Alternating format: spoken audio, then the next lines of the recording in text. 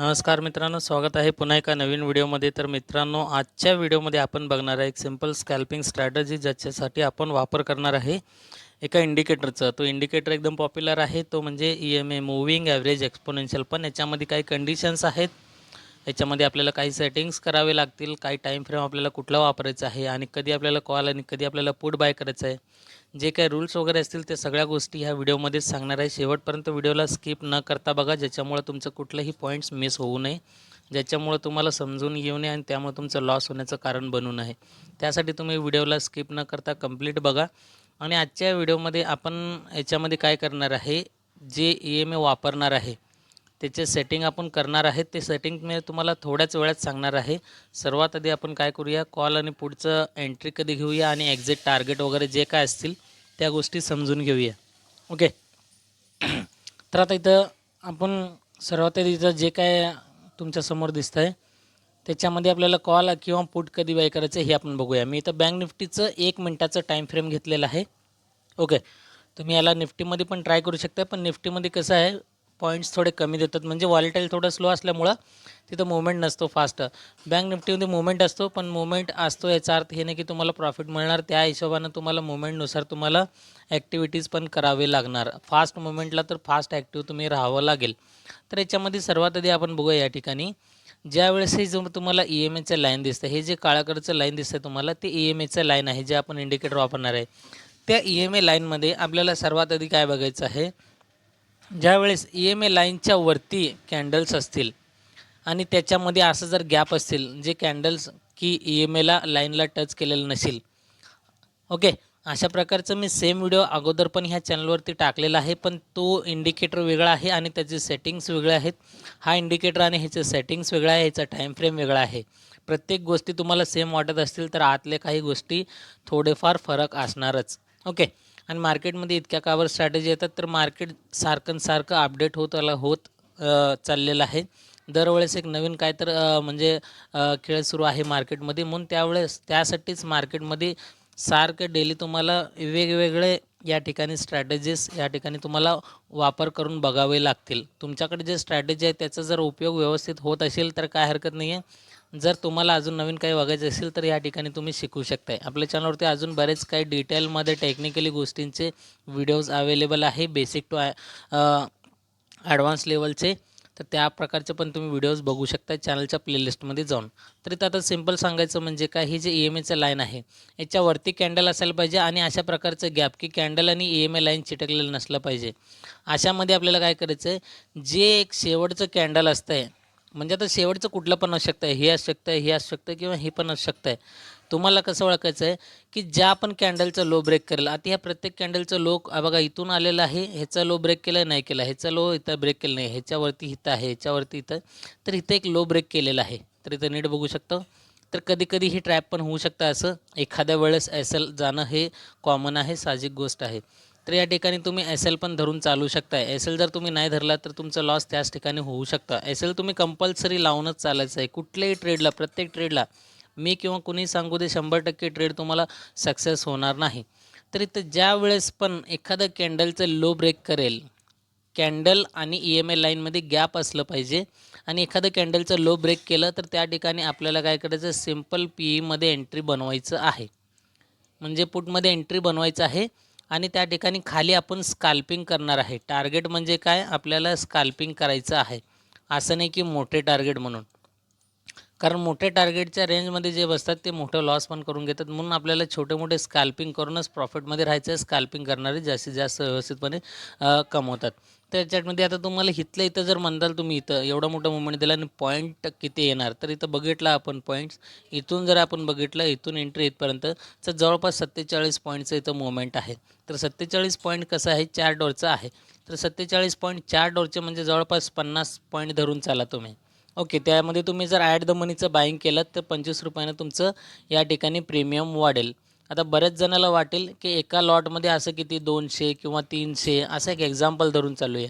तर एका लॉटमध्ये 200-300 बऱ्याच जणांना एवढं पचणार नाही आहे की खूप कमी वाढतं आहे. तर तुम्हाला काय सांगतो आहे, स्कॅल्पिंगमध्ये कधी पण एका लॉटनं ट्रेड करायचंच नसतं.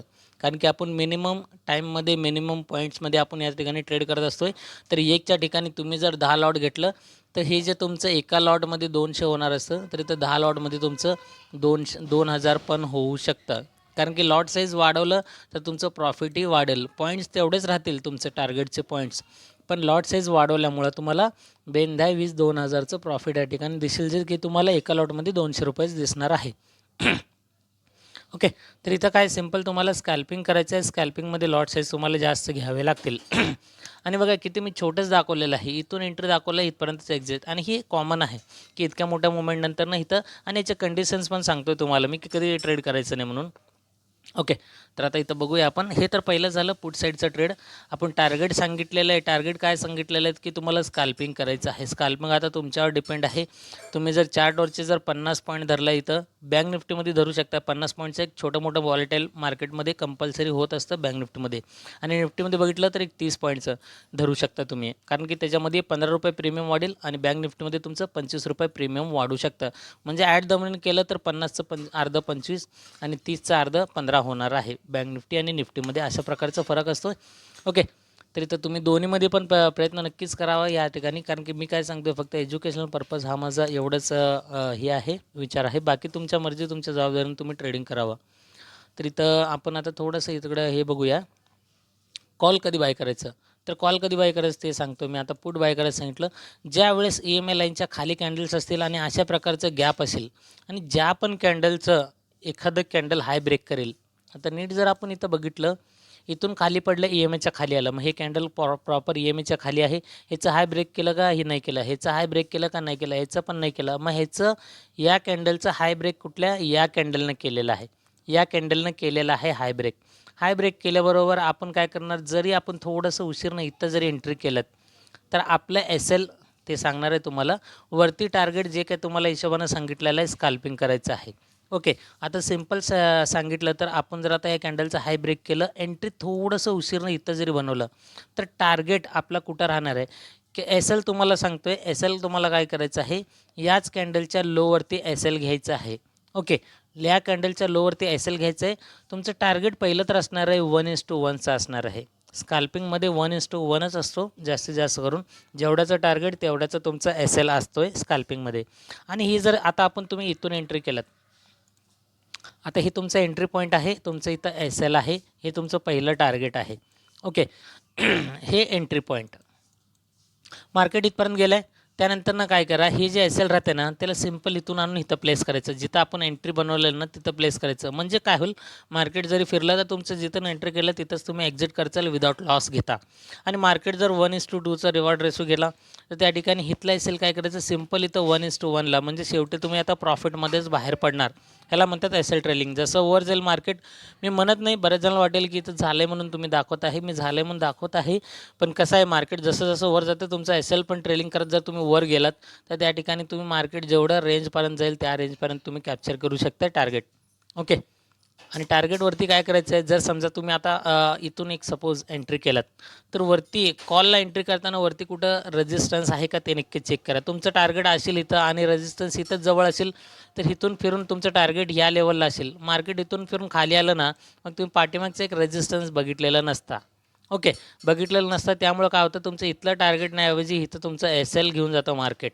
त्यामुळं जिथं पण कॉलमध्ये एंट्री करता तर वरती रेजिस्टन्स चेक करा, आणि इथं पुटमध्ये एंट्री करता तर या ठिकाणी सपोर्ट चेक करा. आता बघा, या ठिकाणी मगाशी मी हे एक्झाम्पल दिलं होतं.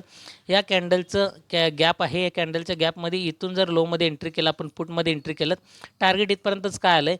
तर इथून जर आपण स्ट्रेट लाईन आपण जर बघितलं तर बघा, या रेंजमध्ये आपल्याला एखादं सपोर्ट दिसतं आहे. ओके, एक मिनिट. तर इथून बघा, असं इथं एक सपोर्ट दिसतं आहे तुम्हाला. थोडंसं लाईन सरळ येत नाही आहे, तर इथं एक सपोर्ट दिसतं आहे. म्हणजे काय, इथे एक सपोर्ट घेतलं आहे, म्हणजे इथे एक स्विंग आहे, इथे एक स्विंग आहे. त्यामुळं काय केलं, या स्विंगमुळं आणि ह्या स्विंगमुळं मार्केट काय केलं, याच लेवलला इथे एक सपोर्ट घेतलं आहे, म्हणून मार्केट इथपर्यंत आलं आहे. तुम्ही जर आता पुटमध्ये ट्रेड इथं घेतलात तुम्ही आणि टार्गेट तुम्ही इथले खालचे लावलात तर ते शक्यच नाही आहे. कारण की इथं अगोदर तर तुम्ही काय करा, सपोर्ट रेजिस्टन्सला रिस्पेक्ट द्या. त्या ठिकाणी सपोर्ट घेतलं, मग वरच्या साईडला गेलं, पुन्हा इथपर्यंत आलं, पुन्हा कावर घेतलं, कारण की या लेवलला सपोर्ट घेतला आहे, पुन्हा इथून अप साईडचं मुवमेंट केलेलं आहे. म्हणून सपोर्ट रेजिस्टन्स ज्यावेळेस तुम्ही करत असता ट्रेड, त्या ठिकाणी तुम्ही नक्कीच सपोर्ट रेजिस्टन्सला बघत जावा. आणि इथं बघा, जर मोठ्या मोठ्या साईजमध्ये आपण बघितलं, चार्ट पूर्ण झूम आउट करून, तर इथं बघितलं तर एक डब्ल्यू पॅटर्न बनवलेला आहे. याचं नेकलाईन ब्रेक केलं.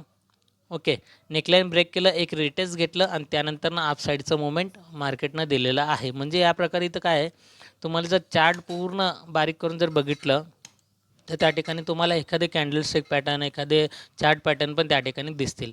म्हणजे डिटेलमध्ये आता सांगितलेलं आहे कॉल कधी बाय करायचं आणि पुट कधी बाय करायचं आहे. आणि अजून एक कंडिशन सांगायचं म्हटलं तर काय, जर मार्केटमध्ये अप ट्रेंड असेल, ओके, तर अप ट्रेंडमध्ये काय करायचं आहे, ज्यावेळेस एखाद्या रेजिस्टन्सला ब्रेक करून रिटेस्ट घेईल मार्केट, तर रिटेस्ट घेतल्यानंतर ना आता इथं नीट बघा, आता ही पाठीमागचं रेजिस्टन्स लेवल आहे. मार्केट इथून गेलं, रेजिस्टन्स ब्रेक केलं, एक रिटेस्ट घेऊन जर अप साईडला जात असेल तर त्या ठिकाणी इथं कॉल बाय करा. पुन्हा वरती गेला इथून, मग पुन्हा खाली आलं, मग या लेवलला एक सपोर्ट घेतलेला आहे, मग इथून पुन्हा वर जाताना इथून एक कॉल बाय करा, इथं खाली एस एल लावा. म्हणजे काय, जर ट्रेंड अप असेल तर तुम्ही फक्त कॉल साईडचाच विचार प्लॅनिंग ठेवून घ्या तुम्ही. ओके, मार्केट जर डाऊन साईड असेल तर त्या ठिकाणी तुम्ही फक्त पीईचाच विचार करा, म्हणजे पुट बाईंगचाच विचार करा, ज्याच्यामुळे तुमचं परफेक्ट ट्रेड ह्या ठिकाणी सक्सेस होईल. ओके, हे पहिलं कंडिशन झालं की तुम्ही मार्केटच्या ट्रेंडनुसार तुम्ही हे करू शकताय. आता दुसरं, एखादं मोठं मुवमेंट दिलं तर तुम्ही त्या ठिकाणी जर अपोजिट डायरेक्शनला, कसं आहे मार्केट मोठं मुवमेंट नंतरनं थोडंसं रिटेस्ट घेणारच, म्हणजे थोडंसं रिकवर तर करणार मार्केट. मग रिकवर करण्यासाठी ज्यावेळेस अपोजिट साईडला, आता वर गेलं मग अपोजिट साईड म्हणजे खाली, तर खाली पडताना मार्केट कसं, इथं आपण जिथून आपल्याला फिरलेलं दिसलं एखादं बेरिश कॅन्डल वगैरे किंवा वरती इथं कॅन्डलस्टिक पॅटर्न वगैरे असतात, जर इथं बघितलं आपण तर इथं बेरिश कॅन्डलस्टिक पॅटर्न वगैरे, आता इथं शूटिंग स्टार वगैरे अशा प्रकारचे ते कॅन्डल जे बनलेलं आहे, इथं एखादा हॅमर वगैरे अशा टाईपचं बसतं आहे, इन्व्हर्टेड हॅमर वगैरे, तर त्या ठिकाणी आपण जर कॅन्डलस्टिक पॅटर्न वगैरे बघितलं तर त्या ठिकाणी आपण पुटमध्ये ट्रेड घेऊन छोटं मोठं स्कॅल्पिंग पण करू शकतो आहे. तुम्ही अप ट्रेंडला कॉलचेच घ्या, पण मोठ्या मुवमेंटनंतर थोडं रिकव्हरी येणार मार्केटमध्ये, मग त्या ठिकाणी तुम्ही अपोजिट डायरेक्शनचं ट्रेड घेऊन पण छोटं मोठं स्कॅल्पिंग करून प्रॉफिट करू शकताय. ओके, म्हणजे आता इथं बघा, इथून एवढा मोठा मुवमेंट झाला, तिथून एवढं दिलं आहे, इथून एवढंच गेलेलं आहे, तिथून एवढंच दिलेलं आहे. मग कसं आहे, मुवमेंटचा वेट करा, मुवमेंट मोठा दिला तर त्या ठिकाणी रिकवर पण थोडं देणार, आणि ते रिकवरला आपण वळखून घेतला, तुम्हाला जर एक्सपिरियन्स असेल वळखून घेतला तर त्या ठिकाणी तुम्ही व्यवस्थितपणे अपोजिट डायरेक्शनवर ट्रेड घेऊन प्रॉफिटमध्ये राहू शकताय. ओके, हे झालं मुवमेंट नंतरनं तुम्हाला कसं ट्रेड करायचं, तर त्याचं छोटं मोठं स्कॅल्पिंग करू शकताय. आणि हायर हाय, आता इथं कसं आहे, हाय झालं, हे छोटं इथं लो आहे, इथं हायर लो, आता दुसरा लो इथं बनवलं आहे, याच्यानंतरनं तिसरा लो कुठं बनवलं आहे, वरती गेलं इथं बनवलं आहे, तिसरा लो इथं आहे, त्यानंतरनं वरती जाऊन परत इथं लो बनवलं आहे. म्हणजे काय झालं, पहिला लो इथं आहे, दुसरा इथं आहे, आणि तिसरा लो इथं बनवलं आहे, आणि चौथा लो इथं, आणि पुन्हा वरती आलं पाचवा लो इथं या लेवलला. म्हणजे काय, हायर लो बनवलं. आता अशा प्रकारे तुम्हाला काय करायचं आहे, अशामध्ये पण तुम्हाला हे करू शकता तुम्ही, जर मार्केट अशा प्रकारे परफॉर्म करत असेल तर. आता इथं बघा, हे एक एक्झाम्पल देतो तुम्हाला मी. मार्केट जर वरती गेलं, आता हे पहिलं लो इथं आहे, मार्केट इकडून कुठून बी खाली पडलं, समजा इथं पहिलं गेलं, इथून खाली आलं, पहिलं लो इथं बनवलं आहे या ठिकाणी, मार्केट दुसरा लो काय केलं आहे या ठिकाणी बनवलेलं आहे, हे झालं दुसरा लो. पुन्हा इथं वरती गेलं, इथं तिसरा लो इथं बनवलं आहे, आता या ठिकाणी इथं बनवलं आहे तिसरा लो, आणि पुन्हा वरती गेलं, पुन्हा इथं बनवलं, हे झालं चौथा लो. तर अशा प्रकारे हायर लो असं बघत तुम्ही काय करू शकता, प्राइस ॲक्शनच्या हिशोबानं तुम्ही इथं कॉलमध्ये ट्रेड घेऊ शकताय जर मार्केट अप ट्रेंड असेल. आणि सेम तशाच प्रकारे जर लोअर हाय, आता इथं एक हाय बनवलं, आता दुसरं हाय या लेवलला बनवलं, हे दुसरं हाय, पुन्हा तिथून खाली आलं, तिसरं हाय, म्हणजे लोअर हाय खालच्या साईडला हाय बनवत गेलं आहे, हे तिसरं हाय, म्हणजे हे हायर लो म्हणजे वरच्या साईडला, आणि लोअर हाय म्हणजे खालच्या साईडला. तर अशा प्रकारे तुम्ही कॉल आणि पुट साईडचे ट्रेड पण या ठिकाणी सेटअप बघून म्हणजे प्लॅन करून तुम्ही ट्रेड घेऊ शकताय. ओके, नक्कीच तुम्हाला पुऱ्या गोष्टी समजलेल्या असतील. तर समजलेलं नसेल तर व्हिडिओ अजून एकदा पुन्हा एकदा बघा पाठीमागे घेऊन. तर आता इथं EMAमध्ये यायचं आहे, moving average exponential. Okay, moving average एक्सपोनेन्शियलमध्ये इनपुटमध्ये यायचं आहे, लेंथ इथं 9 वगैरे असतील तर 3 करायचं आहे, इथं सोर्सला क्लोज ठेवायचं आहे, ऑफसेटला काय करायचं आहे तुम्हाला, इथं 0 असेल तर 2 करून घ्यायचं आहे, बाकी काय चेंजेस करायची गरज नाही आहे. लेन्स 5 वर आहे, आणि इथं मेथड SMA आहे. स्टाईलमध्ये यायचं, मी इथं काळा कलर ठेवलेला आहे, आणि याचं थोडंसं मी थिकनेस वाढवलेलं आहे, जाडी, आणि तुम्ही वाढू शकता किंवा कलर तुमच्या मर्जीने तुम्ही कुठलाही ठेवू शकता, याच्यासाठी काय कन्सेशन नाही आहे. फक्त इथं इनपुटमध्ये 3 आणि या ऑफसेटला 2 एवढं करून घ्या, बस एवढं सिम्पल सेटिंग आहे इंडिकेटरचं. आय होप नक्कीच तुम्हाला हा व्हिडिओ डिटेलमध्ये समजलेला असेल. तर व्हिडिओला लाईक, शेअर आणि चॅनलला सबस्क्राईब करा येणारे पुढचे व्हिडिओज बघण्यासाठी. तोपर्यंत गुड बाय.